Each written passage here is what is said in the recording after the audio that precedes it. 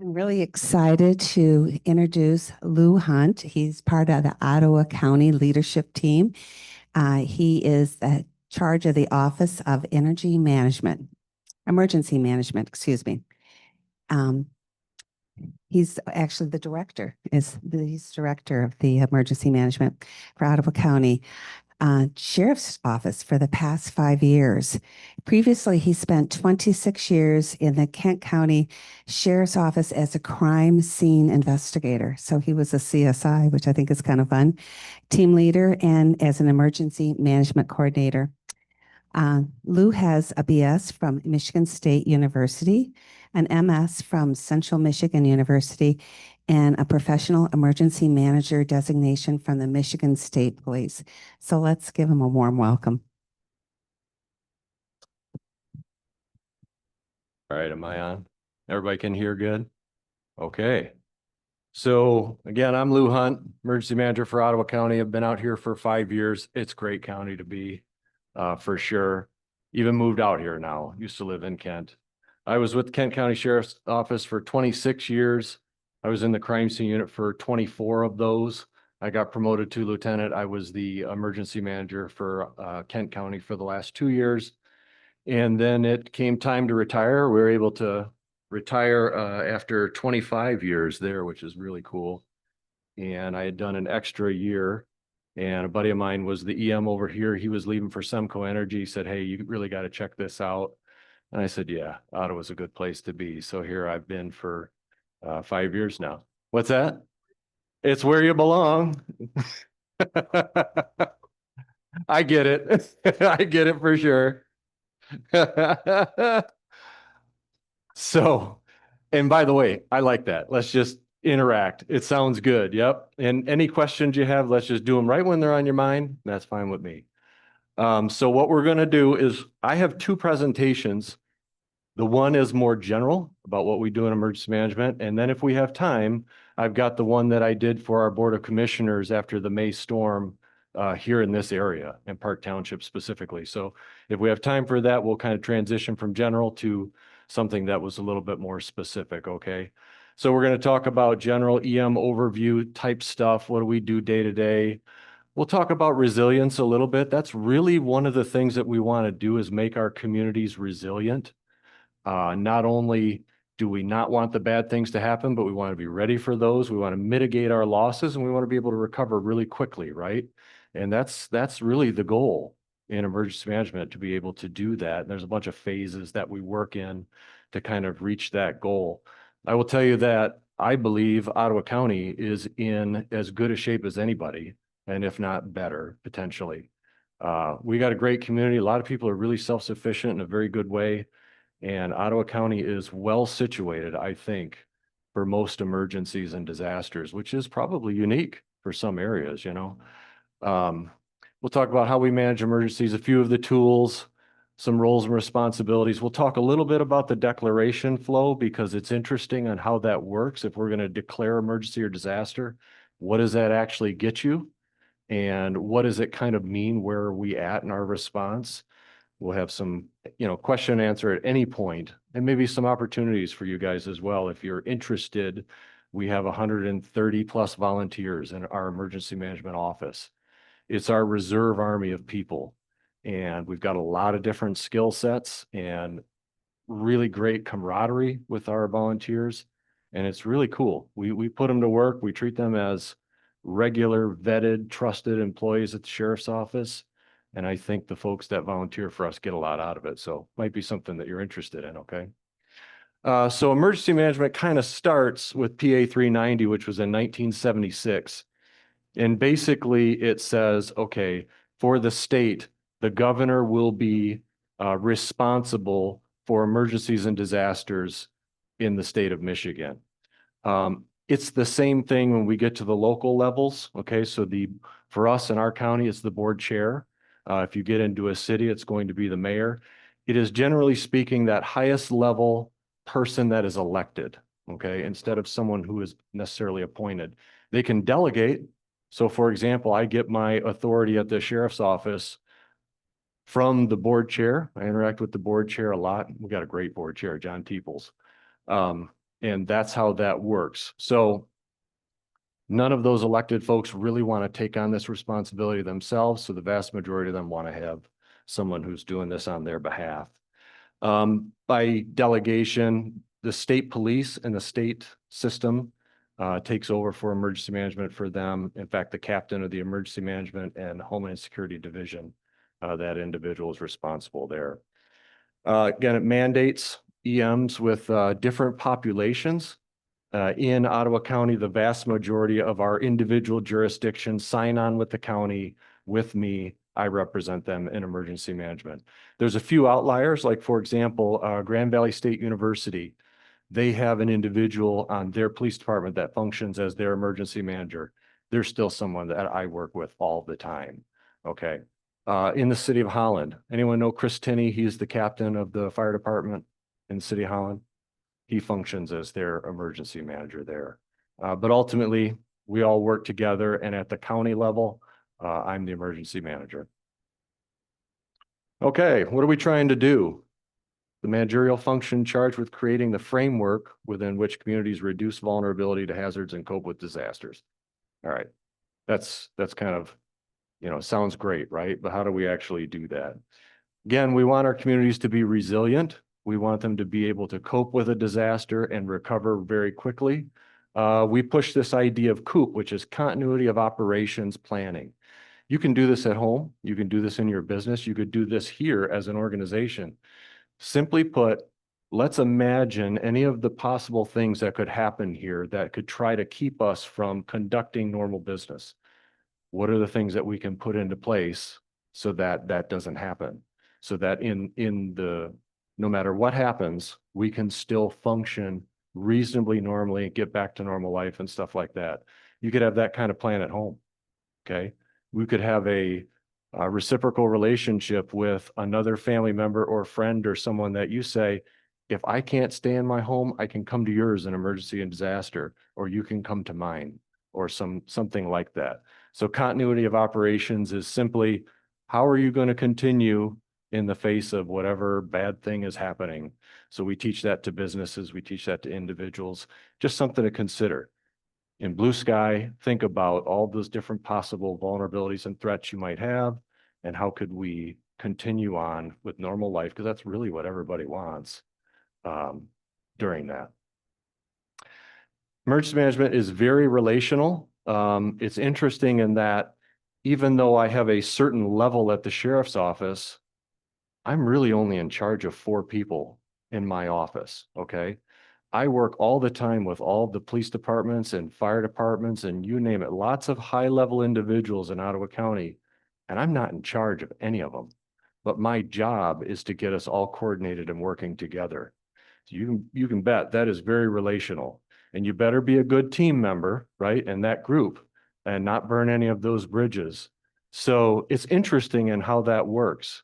And it's not something that you can burn down at all, or you'll never be an effective emergency manager because you're trying to get all of these people to work together, right? They all know what they're supposed to do in each individual event, but trying to get them to work together, share resources, share potentially scarce resources, that's part of the job of being an emergency manager, and it is very, very relational. So I try to do that regularly, build those relationships. I'm in all of those right meetings, interacting with those folks. And when any of those people say, hey, Lou, from emergency management, there's something that I need, the answer is we're going to get it for you. We're going to find it somehow. We're going to be a good teammate so that we can expect reciprocation later on. We're trying to enable our responders in the community with resources, knowledge, and training and exercise. Okay. We do a lot of exercising here in this county, a lot with our first responders to give them that muscle memory of what are we going to do in these situations. Anybody, no matter how seasoned of a first responder you are, when the big thing happens, there is that first moment of, oh no, right? And the idea is to have had some muscle memory, to have exercised, to have trained, to be able to put that one step in front of the other and get moving. And then all of a sudden you got your feet under you, right? And you know what you need to do and stuff. But it's very natural for most people to have that first, oh dear, what just happened? and then to get it together, because you've got in your Rolodex some of the things that we've been training, some of the things that we've been exercising, some of those muscle memories that we try to promote with our first responders. Implement systems and procedures to maximize effectiveness. A lot of that is like scarce resources. How are we going to distribute those? That's all that coordination piece that I'm talking about with emergency management. Okay, so we've got kind of a cycle in emergency management in what we're doing every single day. This cycle never ends. It continues to rotate in a circular fashion, because we would never really stand back and say, we are satisfied with where we are with preparedness. We're not satisfied. We know we're better than we were yesterday, but we're never really going to be satisfied. So we continue to work better. I think that's what the people of Ottawa County want anyway, right? They want us all to be as prepared as possible and ready to go. So one of the first phases is prevention and mitigation. There are some things that we might be able to prevent, not a lot. Some things just happen and we can't prevent them. I can't prevent a tornado, okay? There's just no way to do that at our level. But we're big proponents of like behavioral threat assessments in the schools. Is there a kid that's kind of showing some issues, might need to be looked at? Could they have a propensity for violence, that kind of a thing?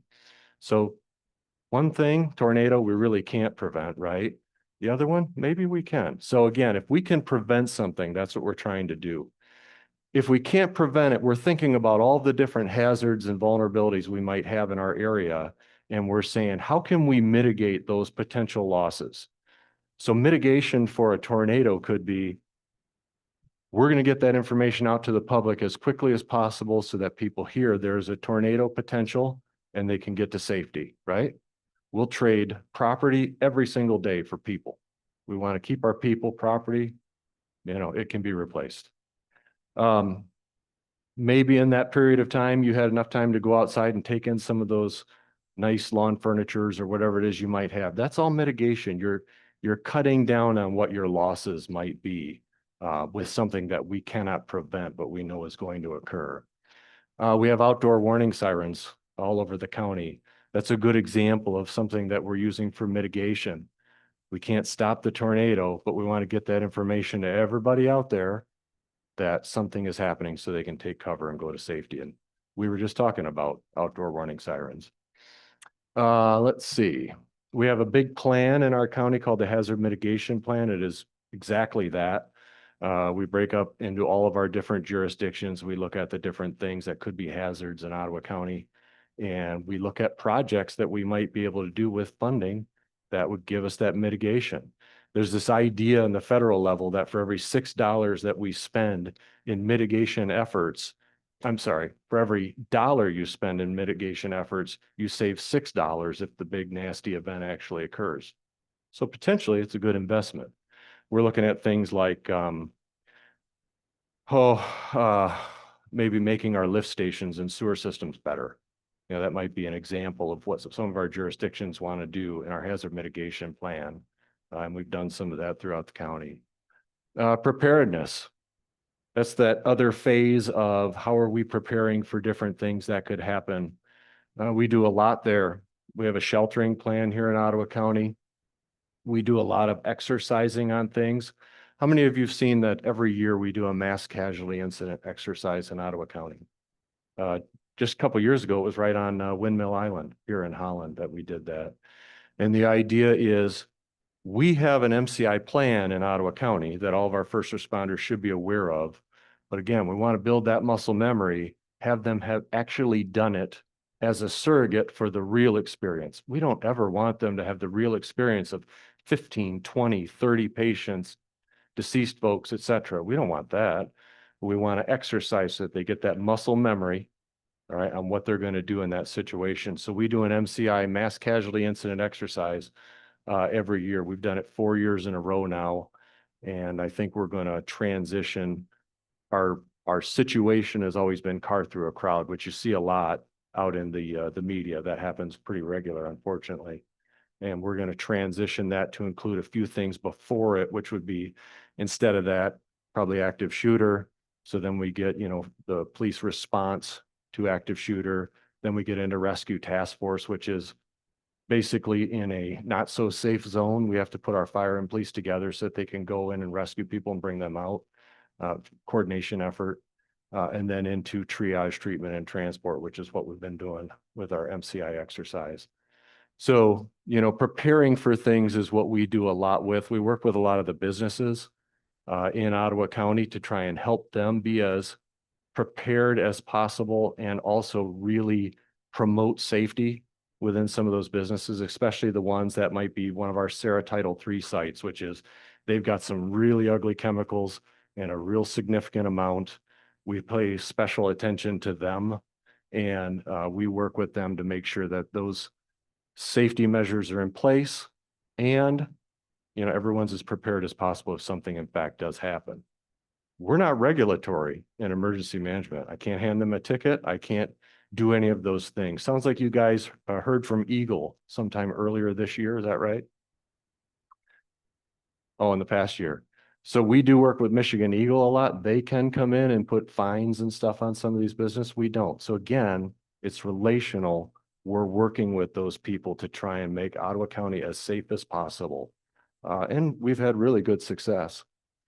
Response, we've got a bunch of different response assets. Within emergency management, we have a hazmat tech rescue team, which is largely firefighters that deal with hazardous materials for one. And then a subgroup of that is firefighters that deal with technical rescue, like rope rescues, cave-ins, that kind of thing. We've had our tech rescue out at Grand Valley when a car went through an apartment, trying to shore up those walls and stuff like that. Our hazmat team goes out a lot. We're always dealing with hazardous materials stuff here in Ottawa. I think most counties are, but I'll touch a little bit on why we have a lot of that in Ottawa. And then in recovery, it's funny, even when we exercise, when we deal with events, there is this big bang event, right? And we rush there and we respond. And then at some point, we bring that event not to a close, but to like some kind of stability, right? And for a lot of people, that feels like the event is over, but that's not over at all. What we're really trying to get to is recovery, which is recovering to like normal life. If it's a terrible, terrible event where things have really been upended, maybe recovery is an opportunity to even recover better than we were before. But recovery goes on and on and on. Have any of you seen like the shows on Netflix about Hurricane Katrina? You're aware of Hurricane Katrina too.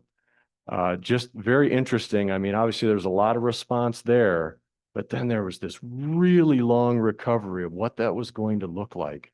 Were they going to rebuild? Were they not going to rebuild? That's actually the longest part of so many of our events is that recovery piece. And that's where, you get a lot of the community folks involved, the people that really have a stake in that community. Some of your politicians that have been elected to represent those folks. What is it going to look like as we move forward? So even though, in theory, I just went through our cycle and recovery is at the end, recovery is probably the longest portion of that, okay? So we have a lot of ways that we function in all these different portions of the cycle. In Ottawa County, some of the hazards, we've done a hazard vulnerability analysis of Ottawa County. And for us, probably the most likely scenario is a severe weather event. Okay, we seem to have a lot of those in Ottawa. I would say it's a blessing that we don't have a lot of the other ones, but severe weather events seem to be pretty normal. And we put a lot of emphasis on severe weather events for us in Ottawa County because it happens a lot, affects a lot of people, for sure. We've got severe weather, which you think about, tornadoes, you think about straight line winds. So we get into this debate sometimes, was it a tornado or was it a straight line wind? I don't care. The damages are the damages, right? Whether it was swirling or going in a straight line, it really doesn't matter. So if you ever hear that debate, that doesn't matter to any of us. Our response is still going to be the same. And actually, for any potential for declaring an emergency, maybe trying to get state funds or federal funds or something, the word tornado doesn't have to be in there. It makes no difference if we had straight line winds or tornado. It's just we've got all this damage from wind, okay? Flooding and erosion, we've been through that a little bit here in Ottawa County in recent past, haven't we? The Grand River floods pretty regularly, sometimes worse than others. We get aerial flooding a lot, which is, you know, that big dump of rain, and it's not necessarily the streams and the rivers, it's just the low-lying areas that come up. Okay, we get that a lot. We get some water in basements too. Erosion, we just went through that on the lake shore with the high water. Probably not the last time we'll see that kind of erosion on the lake shore. It seems to be a kind of a natural thing and probably a cycle. So that's going to keep going at some point. Infectious diseases and public health, these are all natural types of things, right? We just went through COVID. Probably not the last time we're going to have something like that of real significance. There's been a lot of talk of measles recently. There was something else that just hit over on the east side of the state too, that everyone was like, whoa, we haven't heard about that one in ages. And it just slipped me what disease that was. Anybody know? Tuberculosis, yeah, there was a couple active cases of TB, which is one of those things you thought we kind of had eradicated for a while, but yeah, those are things we have to deal with. Extreme heat, cold, drought. We're in a drought right now in Ottawa County, specifically some of the portions of Ottawa County, which is so counterintuitive to me because you've got aquifers and you've got the big lake and the two don't meet. How is that possible? That seems weird. But that's a fact here in Ottawa County. So drought is pretty significant. In fact, the Holland area was just a month ago or something identified as significant drought.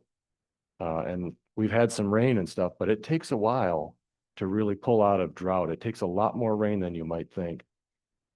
Technological stuff.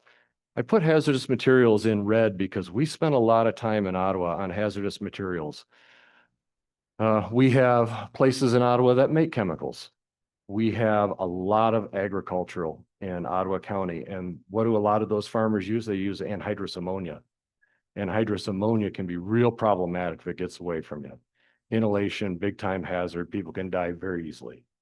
Anhydrous ammonia is what they use to cool big places like these big places that hold food, cold food. Freon really doesn't do it. They're really going towards anhydrous ammonia. That's where they're all at with that. And we've had leaks for sure with that we've had to deal with at some of our big places. We've got two big places in Ottawa County that are top 5 in the state for anhydrous ammonia. We're talking a lot of anhydrous ammonia, so that's really a problem. We've got our rails. We've got stuff coming in and through the county on our rails. We're in the flyway for GR Ford Airport. That's a big one.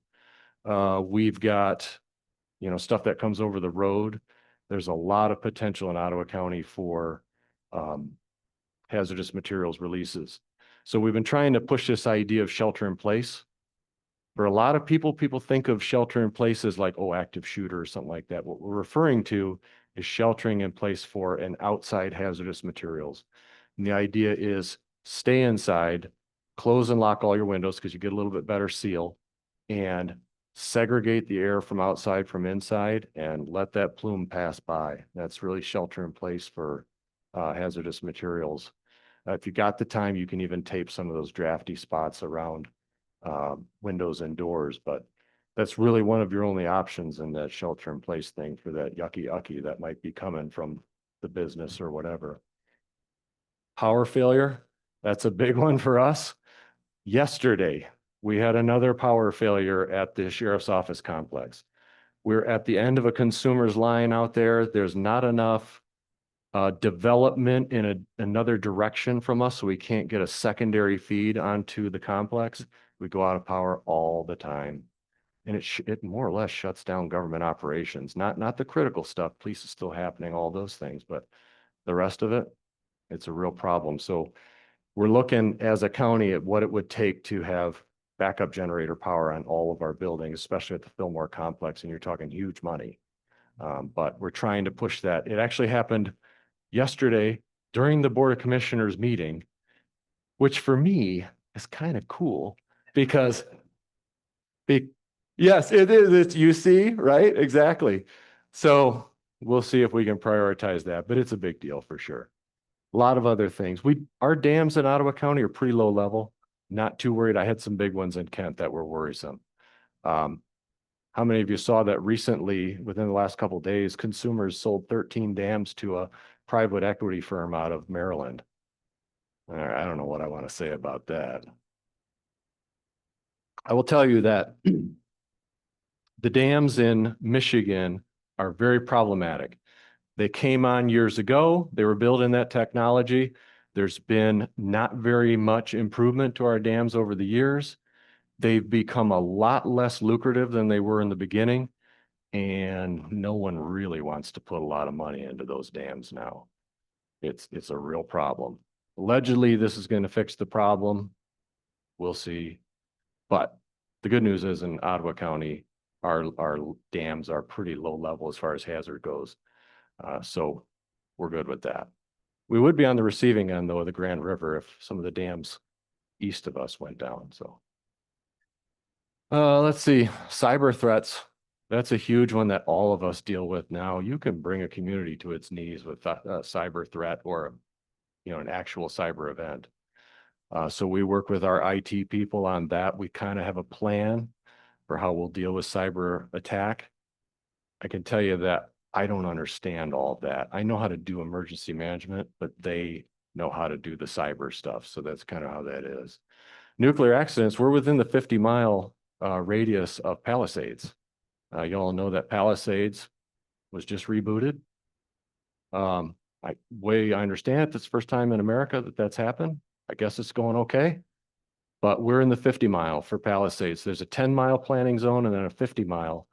And in the 50-mile, you're more like agricultural problems, water system problems, fallout type stuff like that. The 10 miles really that immediate life safety. But so we work with Palisades. We're on a lot of those calls, and that'd be an interesting day. That's for sure. Palisades went down. Human-made terrorism, violence. We all know about those riots, especially, or etc. One of the big grants that we get in emergency management is the Federal Homeland Security Grant. And actually that one is very much geared towards terrorism. And yet, although terrorism is scary and it gets a lot of news and stuff like that, and what we generally see, we're more up here with severe weather and things like that. So it's just kind of strange, and one of our biggest funding sources is geared towards what is really realistically one of our lower hazards here in Ottawa County. So just kind of how that works. All right, some different disasters, emergencies we've had in Ottawa. If we get through this presentation and we've got time, I've got one that I gave the Board of Commissioners about the May wind event here in Ottawa County, specifically Park Township and Zealand Township, and we'll go through a little of that. We had a big oil release in the Bend area over in Georgetown Township. How many are aware of that? All right, so picture this. We've got old oil wells all over our eastern end of the county. Some very near the Grand River and some of the bayous that we have there and stuff. And they were capped with like cork and bubble gum and who knows what back in the day, long time ago. And they've just sat there since. And of course, all of those owners are defunct and they're gone and they're bankrupt, and they took the proceeds and they left. And I mean, literally, like they were pumping it out with garden hoses and you name it. We had two that were capped that were actually in the middle of a lake right next to the Grand River in our Bend area. How could that go wrong? So yes, Russ took over at some point and we had a big release of oil in that area. And that was a big cleanup that took a long time to cap those off. We were able to get a big grant through the state to do a lot of capping of that stuff in our eastern end of the county. And hopefully we won't have that problem again. One of the interesting things is it never actually made it to the Grand River, kind of the way the topography was. We were able to catch it before it got there. And unbeknownst to me, it sounds like there is a growing, not nesting, what would you call it? The sturgeon come up the Grand River there, and they like to spawn in that area, evidently, which is new. They didn't know about that before. Lake sturgeon are protected species. So it became this whole different thing if it got out to the Grand River. And of course, then water inlets and stuff like that. But that was a big deal that we had to deal with. Guys, remember avian influenza? That was super fun. We had a large gas leak at the Ferrysburg terminal. We dealt with that. Unfortunately, what would you guess is right next to the Ferrysburg terminal? A mobile home park, of course. So we had a lot of folks that we really had to be aware of and be careful with that whole thing. It's also right next to the Grand River. So we were worried about that too. All kinds of different things that we've had. We had a situation of a chemical release at what was then called Vertellus in Zealand. They've now changed their name to Aurorium because they've had some issues. So we've done a lot of work with them too. Of course, COVID-19, you guys remember all that. A lot of different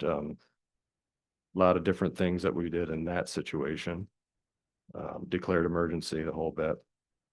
Expectations of Michigan citizens if something happens, pretty high expectations of what's going to happen. They want things really put back to normal. They want it dealt with quickly. Sometimes that works out, sometimes that doesn't. Make citizens whole again. That's an interesting concept. People believe that post significant emergency or disaster, they will be made whole. That's what we believe as Americans. That's really not how that works. None of those things are geared to make those individuals whole. Some of those processes are geared towards making the jurisdiction whole, to get those commonly used things moving again, to make the community function again. But let me tell you, your best line of defense in that situation personally is insurance, for sure, because you're not going to be made whole by the state or the feds or anybody. Disasters starting at the local level, that is 100% true. So I think when I first came into emergency management, I thought, well, if we get into real trouble, they will come in and help us. The they really doesn't exist, just so you know.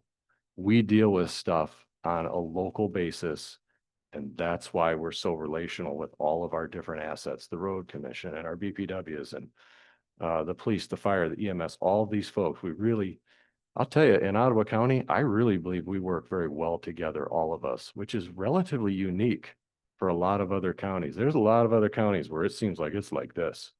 That is not the case in Ottawa. That's really cool. That's a cultural thing. How do we prioritize life safety first? For sure. That makes sense to everybody, right?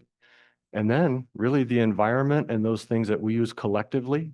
Okay, that's been kind of a new concept, but that's a fact. Like, it's that collective stuff, the best bang for the buck we can get.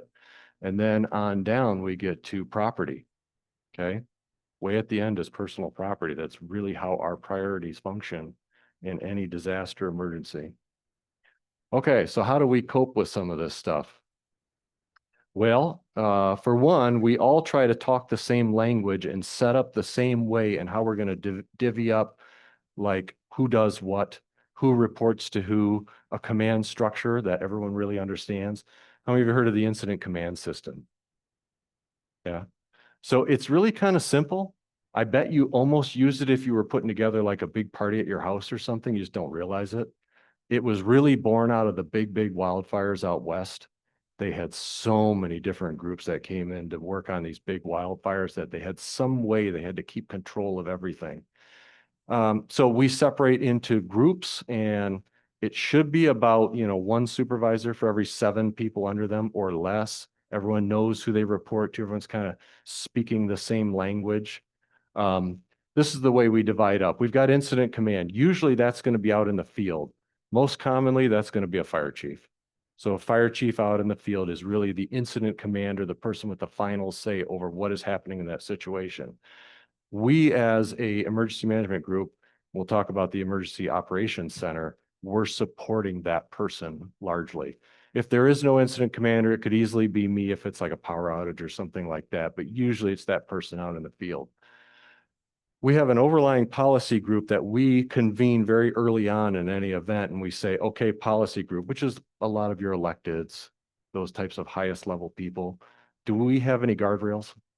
Are you going to say, this is all the money we got, and that's all we can do? Or is there a policy issue that they want to enact? When I was at Kent, we had some of those big civil unrest things in Grand Rapids City. And their policy group in Grand Rapids City had convened before some of those civil unrest events. And they had decided kind of what they would tolerate and what they wouldn't. Okay, and those were kind of the guardrails as we move forward. We have a public information officer. That individual is pushing the information out to the public so they get what they need to know. Okay. We have a safety officer. That person is looking out for the responders. Everyone doing everything safe. You can't help someone else if you're injured yourself. We have a liaison. That individual is really going to try and liaise with all of the surrounding jurisdictions to make sure we're all on the same page. Okay. And then we have our operations people. Those are the doers. That's police, that's fire, that's the road commission, that's EMS. Okay. We have the planners. The planners are the thinkers. So the planners are the ones that are really taking in all the information that is happening in any event. And they're saying, okay, here's where we're at. And here's the plan to move us forward. And we're trying to aggressively move forward and have a plan for that each day or each operational period. Really, the idea is with the planning section is we want to manage the emergency instead of having the emergency manage us, or else you just become knee-jerk reacting to the whole thing and you never really make any headway. So that's what we want from our planners. And we have people that do that for us in our structure. And then you have our logistics folks. They're the getters. Everything that we need for first responders, they're the folks that get it for them. Okay. They have requests that come in. We need 3 bulldozers, whatever. They get that for them. Out it goes to the group. And then you've got the finance people. They're the payers. They're the ones that say, we have to adhere to these certain, procurement rules and stuff. And we do have this money or we don't or whatever. So we always try to kind of set up like this in this incident command structure when we're dealing with an emergency or disaster. We have an emergency operations center at the county sheriff's office. And have you ever seen a picture of one of the ones like down south in Florida for the hurricanes? Huge, unbelievable emergency operations centers. Ours is probably roughly the size of this room. Serves us very well here in Ottawa County. It's where we can all go to work together in that incident command structure. And again, our job is to support the incident commander out in the field. The EOC isn't really magic. It's simply giving the folks in there the tools that they need to do the job that we're asking them to do. We want them to work together. We want to give them, audio visual on the walls so that they have situations like we might have weather up so they know what that is. We might have mapping up. Here's our affected area. We might have double mapping where it's overlaid. Here's our affected area. And here's some of the critical infrastructure that's in it. Nursing home, a hospital, a school, whatever it might be, so that we could pay special attention to that. That's been really valuable for us to be able to have that information up on our walls so that we know, oh yeah, that's something that we have to proactively deal with. When I was at Kent, you guys remember the big polar vortex? That was ugly. We had sections of Kent County that were out of power for a good long time. Some of those turned out to have nursing homes in them. We didn't have the situational awareness at that point of, oh dear, we've got all these nursing homes that are in our affected area. So by the time they called us, which was days later, it was 40 degrees inside some of those places, and it was time to move those people to a shelter, which is a big animal. Moving folks that might have mobility issues and stuff like that to a shelter, and then a shelter environment's nowhere you want to be. But we really didn't have a choice. In retrospect, we now have a lot of mapping and situational awareness, so we know what are some of our affected areas. We call them, how are you faring?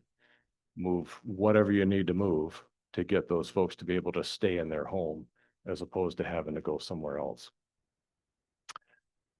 Just some of the different things that we do in the EOC. We do have an emergency action guide plan for our county, kind of how we're going to assemble roles and responsibilities, that kind of thing in a disaster and emergency. The EOC is an interesting place. It's not used all that much. When it's really functioning on all cylinders, it's awesome, and being able to really support our first responders. Yeah.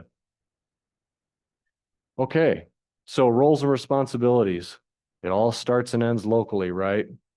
Um, we've got the jurisdiction, we know the community, we are aware of some of the needs and some of the different specific needs in different parts of our community, right? Um, but when local resources are exhausted, and that's the tipping point. We're saying our resources are exhausted. We have already worked with all the mutual aid that we have with our agencies within the county, and it isn't sufficing. We don't have what we need. Then we can look to that next level up, which is the state, and then the state could actually look to the next level up, which is the feds.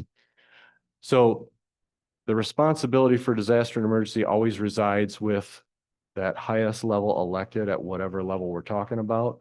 So it's the board chair in Ottawa County, our Board of Commissioners chair. But it could be a mayor, township supervisor, et cetera. Again, they've got emergency management working on their behalf. What can they do? Well, they can declare a state of emergency, which kind of changes the game a little bit. They can do that on the local level themselves individually up to 7 days. Okay.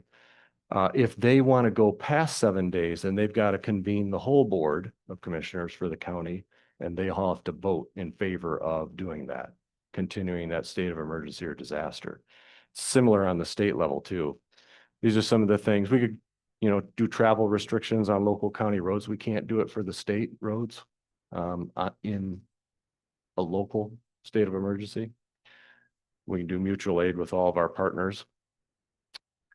But again, if it's been expended, then we can do a request through our board chair, which was actually through me, to our district coordinator at the Michigan State Police Emergency Management Homeland Security Division. And basically, they are the conduit to the governor's office to say, we are declaring an emergency. She, in this situation, has to say, yes, I agree with you. You guys are in an emergency. And then it unlocks certain things. A lot of times what we're looking for is money. Okay, really, a lot of the boots on the ground stuff is still all locals. But really what it is we've expended too much money. We can't afford it. We have to rely on potentially Section 19 funds or even go to the federal level. So if she says, yep, you guys you have your declaration, the things that she could do, she can suspend regulatory statutes. She's the only person in our state that can actually compel evacuation. So we can go to people's houses and say, we need to evacuate you, but that's still their choice, which is interesting, right? She's the only one that can say, I'm compelling evacuation. I can tell you that really doesn't happen. That's a bit of a nightmare. The governor can do 28 days on her own. So she can declare an emergency for 28 days where locals can only do 7. Anything beyond 28 days, at the state level, they're supposed to convene all of the legislature and then go through their normal voting process to continue that state of emergency. How many of you remember the issue during COVID? Okay. So what was happening is the governor was declaring an emergency for 27 days, cutting it off, and then declaring a new emergency for the next 27 days, et cetera, so that she wouldn't have to work with the legislature on that. So that's just kind of a nuanced thing that happened during COVID here in Michigan. Not really how it's supposed to work. If the governor accepts our declaration of emergency, we might be able to get some Section 19 funds, which are disaster funds through the state. It's based on population. For us, it would be a maximum of $1 million, which sounds like a lot, but when you really think about everything that we might be doing in that situation, it's not very much. The deep pockets, if you're really looking for that, are with the feds. If that's exhausted at the state level, the governor petitions the president and says, we need you to declare an emergency on our behalf. That may or may not happen, just like at any level. And that could potentially unlock some funds. It could unlock some resources.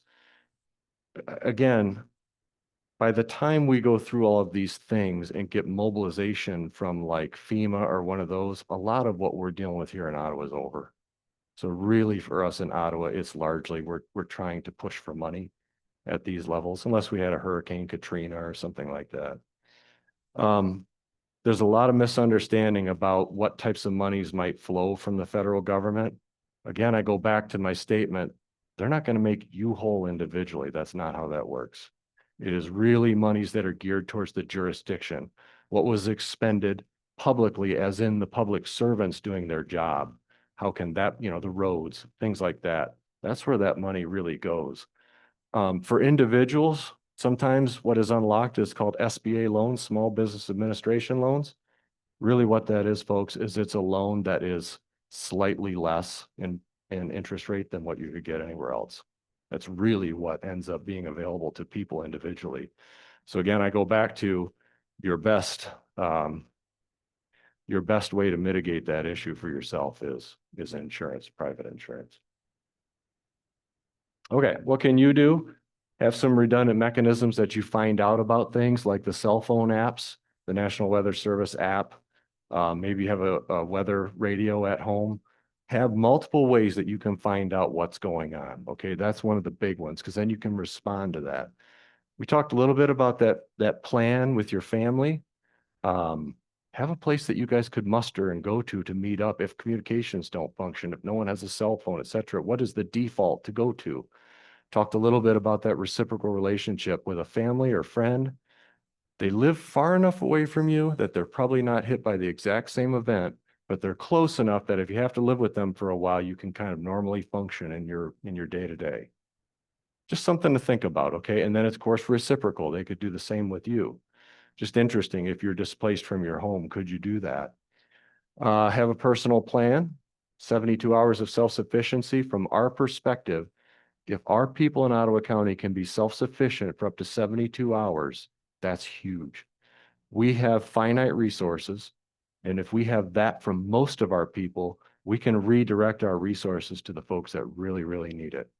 And actually, that works really well in Ottawa County. There's a really good amount of people in Ottawa County that are really self-sufficient, which makes our job a lot better.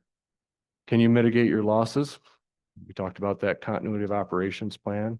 Can you continue with normal life no matter what happens? And how might you do that? You could join one of our volunteer teams. We have 7 different teams. CERT, our community emergency response team, they're kind of jack of all trades. Medical Reserve Corps, those are a lot of folks that have some medical licensure. They helped out a lot in COVID. They do a lot of our first aid stuff at different events, planned events like marathons, stuff like that.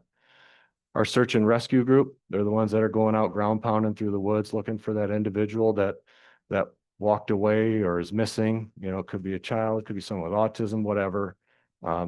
We deploy them quite regularly. Our OCEC, those are our amateur radio folks. It's auxiliary communications. In any event, if comms goes down, you're in big, big trouble. These folks give us that second and third layer of ways that we can communicate in that type of situation. They do a great job for us. Skywarn, we do a Skywarn training every year where we train up the general citizenry to be weather spotters. The National Weather Service is our subject matter expert in that. They do the teaching. Has anyone ever been to one of those? No? Cool. Follow our emergency management Facebook page. We'll put that out. We do it every year. It's really cool. You'll get trained up on funnel clouds and all kinds of things, and then you'll be part of a network to feed that information back to the National Weather Service and in that same loop as us at emergency management. If I get a very credible report from one of our trained weather spotters, there's a funnel cloud in such and such area of the county that is touching from the cloud cover down to the ground, I'm hitting the sirens. Okay. So a lot of times radar can be fooled by those kinds of things. So we love to have our weather spotters out in our community who are giving us that firsthand information of what's going on out there. Canteen services, that's a cool group that we have. Those are folks that go out and basically provide just a wonderful service for our first responders when they're out to some real protracted event. They give them food, they give them drink, they give them a little respite. It's really good and well received. Our traffic control team, we have folks that go out, help at events doing traffic control, stuff like that. You can follow our emergency management Facebook page, or you can sign up in Gov Delivery if you guys have ever heard of that before. Okay, Gov Delivery, check it out. And that'll keep you in the know on a lot of these things. You can reach right out to our emergency management office too, at the sheriff's office. In fact, especially if you want to volunteer with one of our teams, we would love that. That's great. We have 130 plus volunteers. I dare say we are the healthiest group of volunteers numerically of any county in the state. And it's something I brag about all the time when I interact with these other counties, and they are envious. We have so many great volunteers in Ottawa County. Do a really good job with that. Okay, do we have any questions? If not, we'll talk a little bit about the May storm. Anybody got any questions? Yes, sir.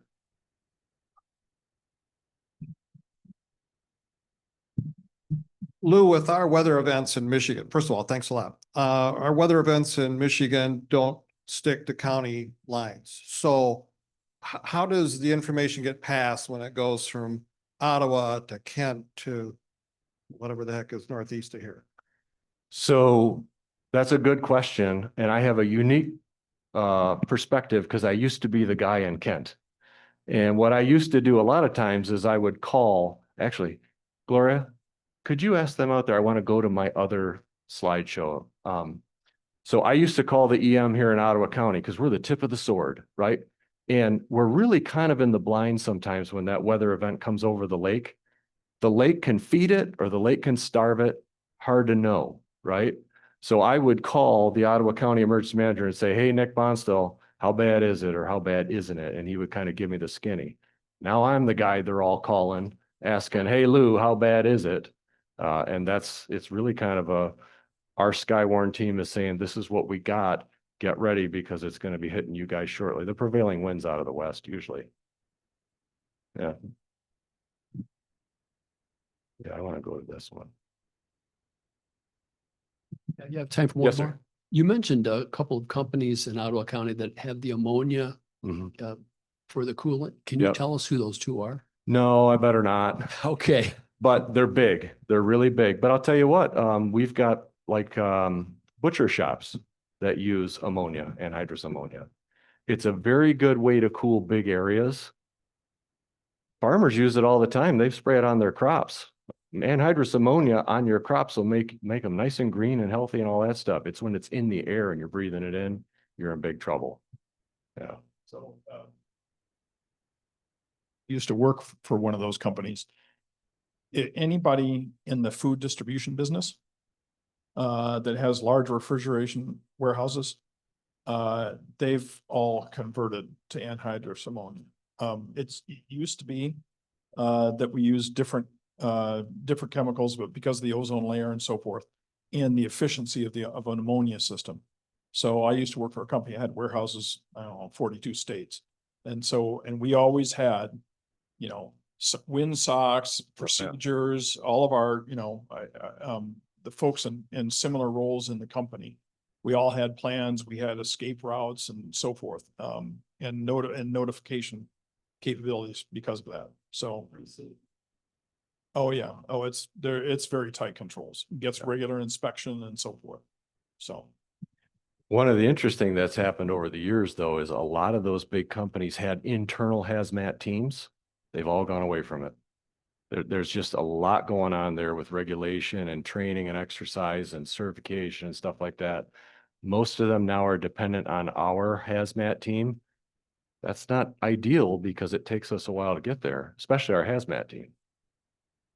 So why wouldn't you be willing to share those places with public? Shouldn't the public know where those have? Actually, it is public knowledge. So I'm just not gonna do that, but yeah, you can guess them anyway, so. Yeah.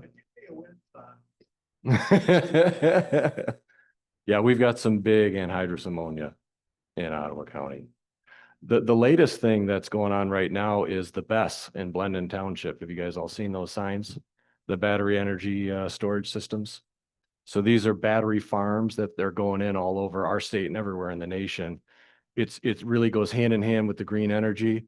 You make, solar energy, you make wind energy only at certain times. It goes into the grid. If you don't use it right then, it's useless. You just kind of waste it. If you can put it into batteries, that's a different story. Then it comes out when you need it, right? Trying to get rid of J.H. Campbell, Palisades, who knows? We're getting rid of a lot of power production. We don't have a lot of ways to do that power production. So there's a lot of, there's a lot of arguing going on in Blendon Township right now about a big battery energy storage system going in. This is all speculation, but if you think about the Campbell plan, regardless of all the politics and other brouhaha, Campbell plan's going to go away. And when the Campbell plan goes away, what's left is a grid interconnection point. And if you follow how the grid is evolving and so forth, the queue to connect something to the grid takes a very long time because there's an incredible amount of analysis to understand electron flows and so forth. It's probably long-term on the east side of Lakeshore Drive that there'll be a battery installation there because of that. They don't want to give up that grid interconnection because of all the cabling that's overhead that comes there. So whether that'll ever happen or not, I don't know, but that would be the perfect place to put a battery implementation, which would be right in the middle of Ottawa County. And I think it will. That's I do too. yeah. With all the infrastructure that's there, and when you pass electricity through these lines, there is loss the further you go. So you want these things strategically placed. Listen, I'm not like a green energy proponent guy. I don't own an electric vehicle or anything like that. But in emergency management, we do like redundancies. Like we don't want to hedge our bets in any one particular direction. So I think there's a place for all of that, but there's a lot of debate over the battery storage systems right now, because if they catch fire, we can't put them out. There's really no way to do that. Were you involved with the algae incident that happened a couple Yeah. of days ago? Hazmat? So over the weekend, and then again on Monday, we had an incident at LG, and basically they had a chemical that got spilled. There was a bunch of folks there that felt it was affecting them respiratory wise. It was declared a mass casualty incident because by numbers it was. Most of those folks, it was resolved at the scene. Some did go to the hospitals and there was decontamination of those people. What actually happened on Monday, I'm not really sure. I think some people there were very worried and concerned about what was going on. And sometimes when that happens, you know, you can start feeling things. I don't know if that's what it was, but we had a second event on Monday at LG that was kind of linked to the first one. So it was a chemical spill that they had there. I wondered if, with all the current tumult, has the county? What do you mean? Has the county felt any difference in the support that you receive from your state and federal resources? So politics are politics. That can go up, it can go down. I think it reinforces the idea for us that we deal with things locally. And that's really our best bet, is to deal with things locally here. And we've got a lot of resources in Ottawa County. We really do. So before us as a county become dependent on the state, become dependent on the feds and stuff like that, we always try to take care of business here in Ottawa. And we've got some really good neighbors too. I can call on Kent, I can call on Allegan, I can call on Muskegon, and they can do the same with us too. Yeah, the politics is fickle.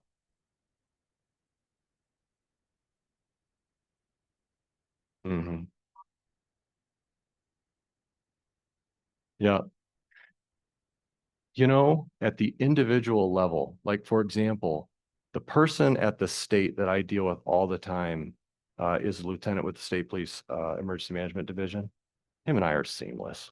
I see him all the time. We talk all the time. Anything I need, he's going to move a mountain to get for me. So I think that what really happens on the ground level probably sometimes flies in the face of what might be happening politically with certain people. You know what I mean? We all figure we're in it together. Let's get the job done. So I think that's really how it goes a lot. Any other questions with this? All right, so we'll get into a little bit of a kind of a case study of something we dealt with not long ago. Probably some of you were impacted because you live out in this area. In May, we had a big storm event that occurred in Ottawa County, and it extended outside of Ottawa too. Allegan got hit hard down south of that as well. it's sometimes very hard for us to know, is this the big one or is this the one we see all the time? Because although we're always prepping and we always respond to these notifications that we get from the National Weather Service, there's lots of them. Okay, this is an example of many, many that we deal with, some of which skip over Ottawa and never really hit us at all. So we're always kind of in this pose, especially all summer long. But we take them all seriously. We're always preparing for them. That's just kind of how we roll. But weather can be really strange, and sometimes it hits us, sometimes it doesn't.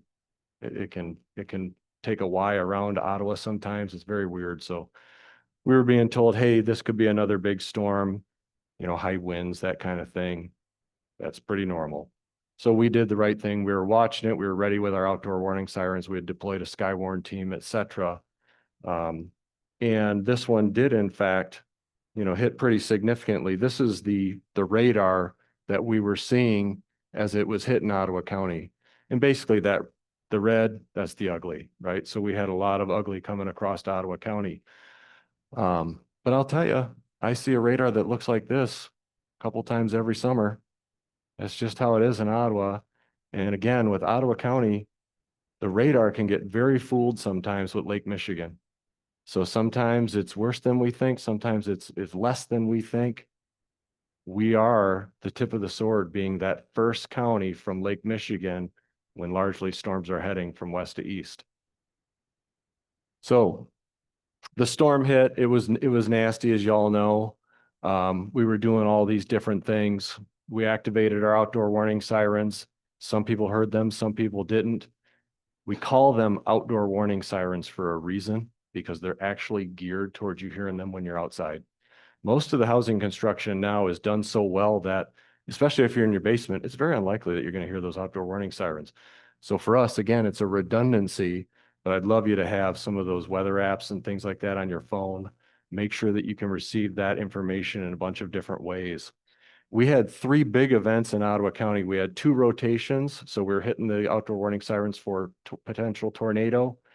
And then we also had a severe thunderstorm warning destructive. That's a new product that the National Weather Service has, which basically says it's not a tornado, but the winds are high enough that it doesn't matter. It's going to be that same type of damage anyway. We're talking 70, 80 plus mile an hour winds.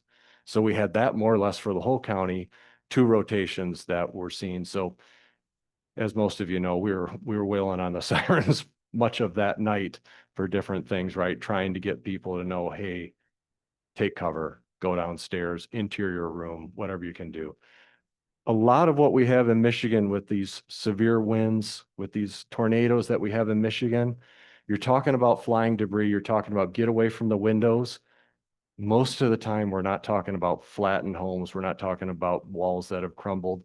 Sometimes the tornadoes will suck the roof off, okay? But we usually don't see the types of damages that you get in Kansas and Oklahoma, Missouri, and those F5s, F4s. That's really kind of a rare event in Ottawa County. So we're monitoring it. There was no immediate calls for emergency management help. We do look at the power outage maps real closely. That kind of gives us an indication of where our damages were. 13,000 in consumers area. It's kind of normal for us here in Ottawa. We deal with that a lot. Holland BPW 1,600. That's a fair amount for Holland BPW. Grand Haven 3,200. Zeeland was really pretty minimal. I'll be honest, the vast majority of our storms, if it is Holland BPW or if it is Grand Haven, they get on it. They really get after the restorations and do an outstanding job. That's the truth. Struggle a little bit more with consumers on a day-to-day basis. Big bureaucracy, I guess. So then on Friday morning, my emergency management team and myself, we were doing windshield surveys, going out and seeing what the damage actually looked like, calling the particular fire chief saying, what do you got?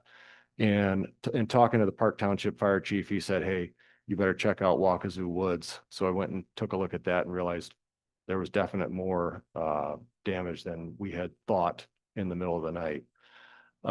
Also, we had a stretch in Zeeland Township that had some pretty decent damage, but it's not anywhere near as densely populated as what we had in Park. And the other thing is, where it hit in Park Township, a lot of really big old growth trees, beech trees. from, I'm not an arborist or anything like that, but I spent a lot of time in that area after that storm. And it looked to me like a lot of those trees, whether it be by disease or whether it be by age, had hollowed out. They were in trouble. And in addition, you're talking about sandy soil where the root balls, when these trees would fall down in that area, the root balls were much smaller than I would expect. I didn't even see that big taproot that goes down in the middle that really holds that sucker in place. It was interesting. We've had some discussions about that since, about, I'm not so sure this couldn't happen again, okay, in that area because of the way those trees are set up. But it's kind of a strange thing because a lot of the people live in that area because of those trees. They love them. I get that. I have a place up north. I love the trees. I got smushed in the ice storm up north. So I paid the price because I love the trees. So anyway, I did a lot of conversations with the people out there in those areas, really understanding and getting firsthand. This was pretty nasty. We had the state police chopper go over and get us a lot of flight video of the area so we could see it from overhead. That was valuable for us. These are some pictures in Zeeland Township. So this is a barn in Zeeland, kind of a telltale thing, suck the roof off. You start thinking tornado. Okay, that's not normal really with the straight line winds. But this is more of a rural area. So our damages were relatively limited in Zeeland Township because it's not densely populated. It's more agricultural. Just wasn't that many places to hit. But still, this place got roughed up pretty bad. Not a single cow died. And I talked to he was so pleased, and I was pleased for him because that's their livelihood. So no individual people got hurt, which is the best. But for them, none of their livestock got hurt. So they just said, "Yep, we'll rebuild." But if you look up here, you know, on the left, that roof got sucked off, and look at it get depositing through those fields. That's kind of a hallmark of tornadoes. So we were thinking EF0, something like that. And ultimately the National Weather Service said, yeah, EF0. But when we went over to Wakazu Woods, we started seeing stuff like this. I mean, these are big, big, heavy trees, and they're very tall. And we had some really high winds in that area, like 90 plus. And again, that ain't the root ball that I would expect for that size of a tree. And they went through, you know, 2-story homes right to the ground. Incredible. No one was hurt. What a blessing, right? What a blessing for sure. I know this is a terrible thing for those folks to have to rebuild their homes, but just the fact that no one was hurt, that's the biggest thing for sure. Lots and lots of damage in Wakazu.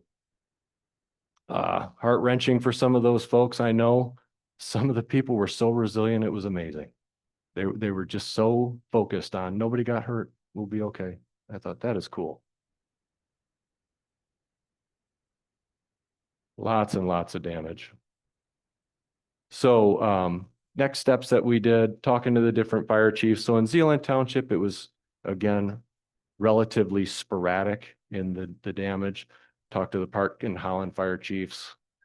The Holland BPW was out there really aggressively getting after restoring power to those people. You can imagine a lot of these trees are down, lines intertwined, the roads are impassable. And talking to one of the guys out there, I said, "Hey man, what do you need?" And he said, "The first thing that we need is to get these roads cleared." Our road commission went in that evening and they went great guns and cleared those roads, did a great job. What else do you need? We got all kinds of looky-loos that are coming through, and we're having a hard time doing our work because people are driving through rubbernecking. So we got our folks out there. We had our sheriff's office people. We had some of our cadets, some of our volunteers. We were working different positions around there to try and control the traffic. And I think that helped a lot. We started planning for damage assessment teams. So in my volunteer group, we have trained people that go out and do FEMA damage assessment of what do we actually have here, how many homes destroyed, et cetera. So we trained them up, did a little, you know, just-in-time training, but a lot of these folks have already had that. And then Saturday, we went out and we did damage assessment, which is on foot, going all through these neighborhoods to try and identify what we've got. We had more patrols from our sheriff's office. What we found was we had 4 destroyed homes, complete loss. We had 21 major damage, can't live in them at that point. 12 minor and 11 affected. Based on equalization from the county, probably in homes, $8.1 million in loss. Those are fairly nice homes and fairly expensive homes there.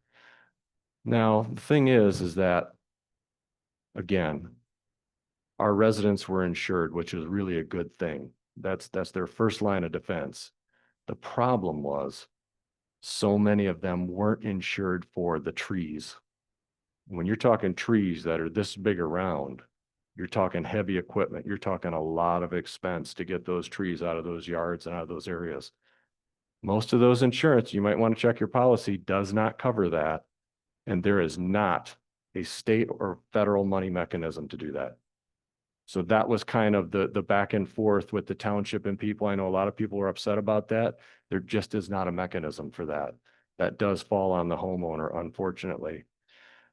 We didn't have a lot of real public damage. We did have some expense from like the Holland BPW and some of the others, but generally speaking, you better be about 10% expended of your yearly budget before you can really start knocking on the door of state or federal funds.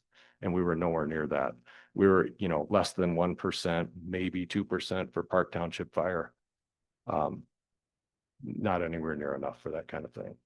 There was not anything that we could hang our hat on to declare an emergency and hope that it would get us something as a strategy. It was not going to. Allegan County did declare an emergency, but they had some public entity damage that was significant. They lost a whole fire station. They had some damage to their water sewer system. That was what they were dealing with. After that declaration of emergency, the media came out and said, oh, now all those people in Allegan County are going to be made whole and stuff. And I shook my head and I said, why are we giving this message to people? And that is not the case. That is not how that works. Okay, what is going to be attempted to make whole is the fire station, is to make the water system where it needed to be.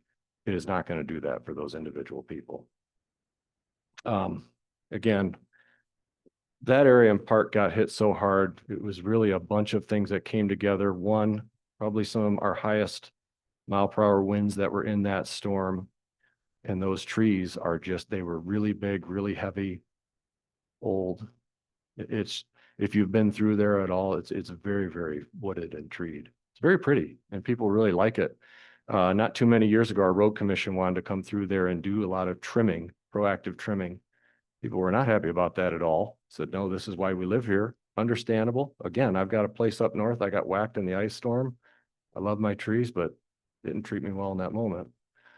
And unfortunately, we had a lot of damage from that. Next steps, this was kind of at the time.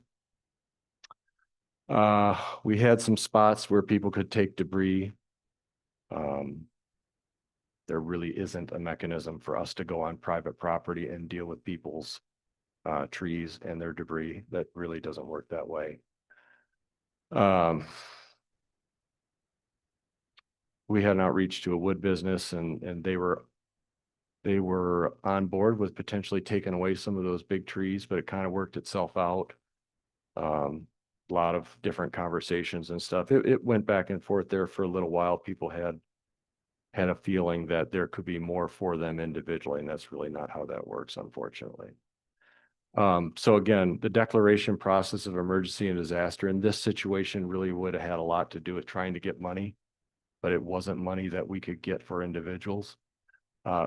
Definitely has nothing to do with an academic designation of tornado, which had kind of come up with people saying they were upset with the National Weather Service for saying that area in Park Township was straight line winds. They thought, well, if they designated a tornado, there'd be a funding flow. It's not how that works. But I get it. People were frustrated and wanting to put their property back to normal. I understand.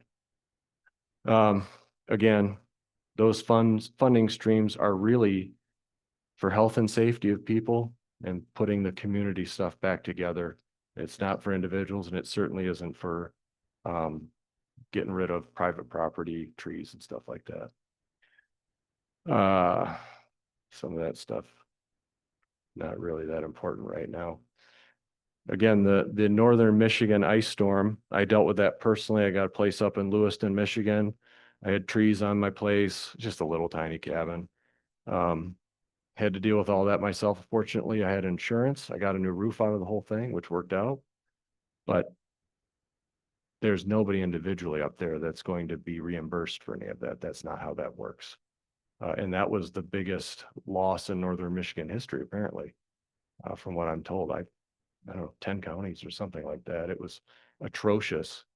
When I went up there after that happened, you couldn't get gasoline from Houghton Lake all the way up north of the bridge because of just how hard it was hit. We were out of power for like 3 weeks, but some people were out well over a month.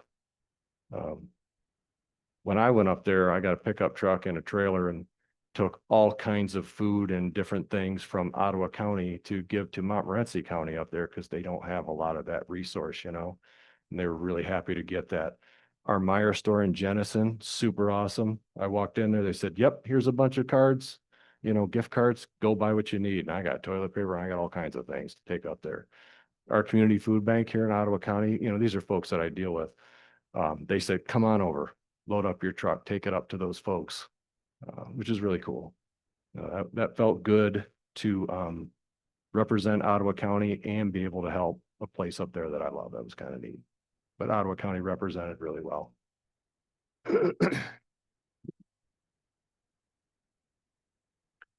Okay, so that's kind of what happened recently in Park Township and Zealand Township.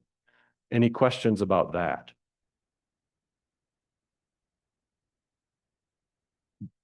I'm involved with the BPW, and just as anecdotal information, the electrical folks that are out working on restoring power, they love that.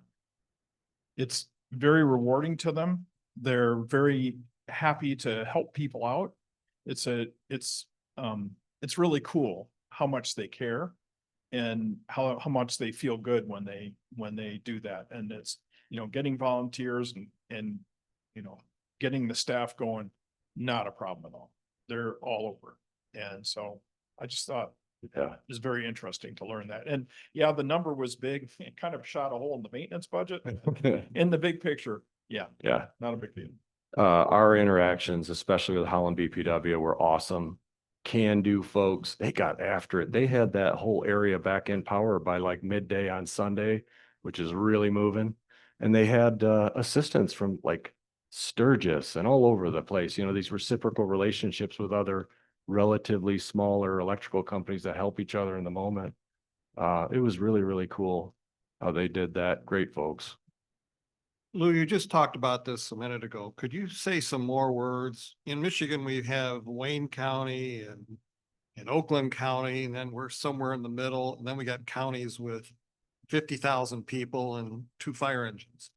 How does that work with not just the ice storms, but the other storms and the chemicals and the electric down? So I grew up in Metro Detroit and came out here. I'm never going back. I'm staying here. But I will tell you that we do get frustrated sometimes here in West Michigan because we believe a lot of the resources go to Southeast Michigan. It's just kind of how it is. It's just a suck of resources, and that's where they go. So again, that kind of feeds into this idea that we kind of take care of ourselves out here as best we can, because a lot of the resources go in that direction. Is that what you were talking about? Yeah. Really challenging. In fact, so remember we talked about the emergency management responsibility lies in the highest level elected person in the county, unless they hire an emergency manager. Montmorency County, where my place is in Lewiston, had said, we don't need an emergency manager. Nothing ever happens here. So it fell on the board chair, and her name was Mary. She was super cool. I called her, said, how can Ottawa help you? It was good. But she said, Lou, I don't know what I'm doing here. She said, this is crazy. So we fast forward, I don't know, 3 weeks or something after the ice storm up there. And the first thing they were doing at their next Board of Commissioners meeting was approving to get an emergency manager. No surprise. If my wife would move up there, I probably would have taken that spot. I'd have to move up single. I'm not doing that. She's a great woman, so. I don't blame your wife. So, I just have one little comment. We have a place in Florida and we were down there about this time of year, several years ago, when a hurricane was coming in. Of course, Florida, they have an army of people. I mean, Yeah. they know how to handle hurricanes. But a fun fact for everybody here, if you anticipate that you're going to have a power outage and you don't have a generator or anything, what they advise you to do down there is fill your washing machine, assuming it's a top loader, with ice. And then you can use that to refrigerate your critical things because it slowly melts away. And it's a really safe thing. So it's just a fun fact that I learned down in Florida. Yeah, they say, fill your bathtub too. Hopefully you live clean because you're probably going to want to try and drink that water. Yeah, it's. Any other questions I can answer for the general stuff or the May storm that we dealt with? Mhm.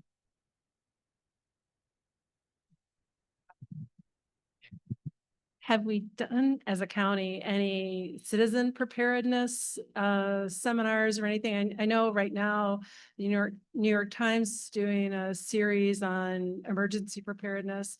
And I'm kind of reading that, but it's like, I would love everyday Yeah. preparedness. And I just wondered, does anything Yeah. like that exist? So for one, are you on the internet? Do you get into that? Okay, so if you follow our Facebook page for Ottawa County Emergency Management, one of my guys puts something out weekly.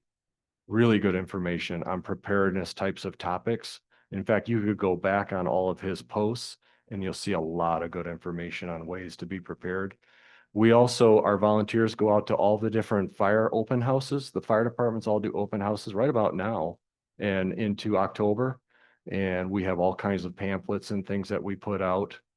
So there's a couple examples. You can sign up to take one of our CERT trainings. So our volunteer team, the Community Emergency Response Team, puts on trainings. And really it's geared towards self-sufficiency and planning and stuff like that. They do a great job with it. The one we got coming up, we're actually doing in conjunction with Muskegon County. They're just trying to get their volunteer group going in Muskegon, so we're helping them. So it's going to be up around Grand Haven. But you get great information there. And then I guess if you really want to immerse yourself in a culture of preparedness, join one of our volunteer teams. And, they eat, breathe, sleep, preparedness and stuff. So it's really cool. Maybe a thought we could host one of those survival training for our group on 100%. a noon series or something like that, that would make it available for everybody to learn that. I moved to Michigan from New Jersey, and you have a lot more risk of tornadoes here than we ever did in New Jersey. So I put an app on my phone and, set all the alerts, and it went off for just a normal thunderstorm. It's like, I don't want to be woken up for every thunderstorm, but I do want to be woken up for a tornado warning. Is there something that will wake you up for one, but not every little thing? So that is directed by the National Weather Service. So I don't get to control that. I'm not sure on the answer. I get them all. I'm up all the time. Unfortunately, my wife is too, and she says, "Get out of the bedroom." So It gets to be really annoying to the point where I turned it off. so here's the dilemma too. A lot of people get sick of it, and I don't even want to say this out loud, but you can go into your cell phone and settings and turn them off, and we don't want that. We want you guys to be informed and alerted as soon as possible. So I don't know the answer to that, but how about if you come up afterwards, I'll get your information, and one of my guys is real techie and he'll probably know. Okay, thank Yeah. you. Any other questions? Okay, right on time. Thank you very much, Lou. This was Yeah. wonderful.